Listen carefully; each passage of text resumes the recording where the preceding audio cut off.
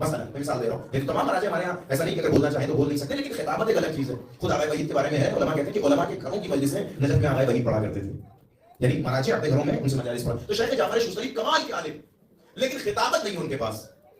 لیکن آپ دیکھیں کہ ان کی نگاہ میں عزاداری کا احترام کتنا تھا. جب محرم آتا تھا تو ان کا دل بے چین ہونے لگتا تھا. اس لیے ظاہر ہے کہ خطابت نہیں ہے تو اس طریقے سے مجلس نہیں پڑھتے تھے، چونکہ جو کسی کو جسے کہا جائے کہ انداز بیان سے نہ رلا سکے تو وہ خود پیچھے ہٹ جاتے تھے. لیکن بار بار میں یہ وہ ہوتا تھا کہ اتنا علم میں اپنے سینے میں لے کے جاؤں کہاں، اس لیے کہ کم سے کم یہ تو ہونا چاہیے کہ میں دوسرے تک جو ہم نے سیکھا ہے وہ پہنچا سکیں، دوسرے کو بتا سکیں، اور کم سے کم عزائے حسین کی خدمت کر سکیں. تو ان کا ہر سال کا معمول یہ ہوتا تھا کہ اس دور میں ایک کتاب روضہ چھپتی تھی نجف میں، ان کی کتاب سے پہلے وہ سلیبس ہوا کرتی تھی نجف کی مجلسوں کا. تو وہ روضہ کتاب الروضہ لیتے تھے اور اپنے گھر میں اپنے بچوں کو بٹھا کر، اپنی اہلیہ کو بٹھا کر، اپنی وائف کو، اپنے بچوں کو بٹھا کر چھوٹی سی مجلس کرتے تھے، کتاب سے دیکھ کے پڑھ لیتے تھے. لیکن قسم خدا کی حسین کے لیے کیا گیا چھوٹے سے عمل بھی چھوٹا نہیں ہوتا.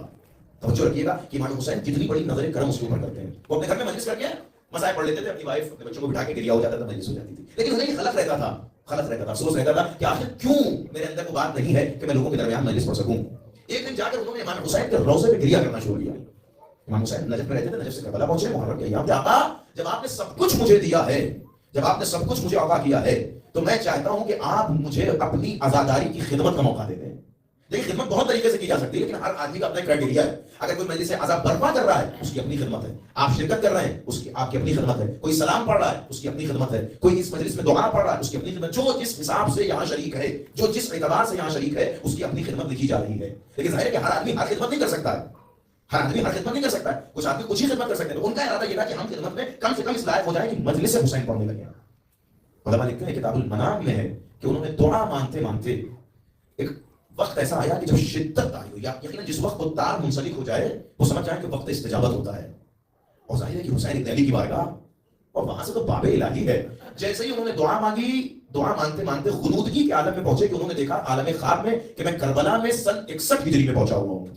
محسوس کریں گے، پوری ذمہ داری سے کر رہا ہوں آپ کی خدمت میں، سن 61 ہجری ہے، میں کربلا کے میدان میں پہنچا ہوا ہوں اور پورا منظر وہ اپنی آنکھوں سے دیکھ رہے ہیں کربلا خواب میں کہ میں کربلا میں پہنچا ہوں. خیام لگے ہوئے ہیں، اصحاب حسینی خیام کے آگے کھڑے ہیں. میں نے پوچھا کہ حسین ابن علی کہاں ہیں؟ کسی نے بتایا کہ وہ فلاں خیمے میں حسین بیٹھے ہوئے ہیں. میں دوڑا ہوا حسین ابن علی کے خیمے کے قریب پہنچا. وہ کہتے ہیں جب میں حسین ابن علی کے خیمے کے قریب پہنچا، اس عالم غنودگی میں وہ دیکھ رہے ہیں، تو میں نے دیکھا کہ اصحاب کھڑے تھے اور حسین ابن علی نے میری طرف دیکھا. ان کے بغل میں سائڈ میں جناب زہیرین کھڑے تھے. جناب زہیرین سے امام حسین نے فرمایا کہ زہیرین جعفر شوستری ہمارا مہمان ہے اور ہم مہمان کو بغیر کسی خدمت کے واپس نہیں کر سکتے ہیں، کچھ پیش کیا جائے اپنا مہمان قبول کریں گے. جیسے ہی شیخ جعفر شوستری نے یہ منظر دیکھا، کہتے ہیں ہم تو آپ کی زیارت کے لیے آئے تھے، کہیں پھر بھی کچھ تو تمہاری خدمت میں پیش کیا جائے، اور آج روز عاشور ہے، آج ہمارے خیمے میں کچھ نہیں ہے. لیکن زہیرین دیکھو رات میں نے دیکھا تھا فلاں خیمے میں آرد نخود موجود تھا.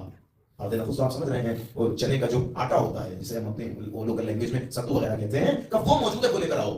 اور دیکھو یاد رکھنا وہ میرا جھوٹا ہے، ہم نے کسی دن اسے تھوڑا سا کھایا تھا، تناول کیا تھا اور رکھ دیا تھا. وہ جناب زہیرین نے کہا یہ سارا معاملہ اس عالم غنودگی میں ہو رہا ہے، لے کر آئے اور امام نے شیخ جعفر شوستری کو وہ ایک قاشق، ایک چمچ یا 2 چمچ کھلایا. اتنے میں شیخ جعفر شوستری عالم مکاشفہ سے باہر نکلے. لیکن میں عالم خواب نہیں کہہ رہا ہوں، ایسی حقیقتیں خواب میں نہیں ہوتی ہیں. خواب والے صرف خواب تک رہ جاتے ہیں، حقیقتوں تک نہیں پہنچتے. حقیقتوں تک پہنچنا ہے تو خواب سے آگے بڑھنا پڑے گا. جیسے ہی شیخ جعفر شوستری عالم مکاشفہ سے باہر نکلے، اب علماء کہتے ہیں کہ اس واقعے کے بعد سے سرزمین نجف پر شیخ جعفر شوستری سے بڑا خطیب کوئی نہیں تھا. آپ نے محسوس کیا؟ یعنی اس کرامت کے بعد سے جو انہوں نے امام کی ذریعے پہ دعا مانگی، پھر یہ کرامت ظاہر ہوئی، اس کے بعد سے اللہ نے ان کی زبان کو وہ بیان عطا کیا کہ سب سے بڑے خطیب اپنے زمانے کے شیخ جعفر شوستری کہلائے. یعنی جب حسین کسی کو عطا کرتے ہیں تو بالکل منفرد بنا دیتے ہیں.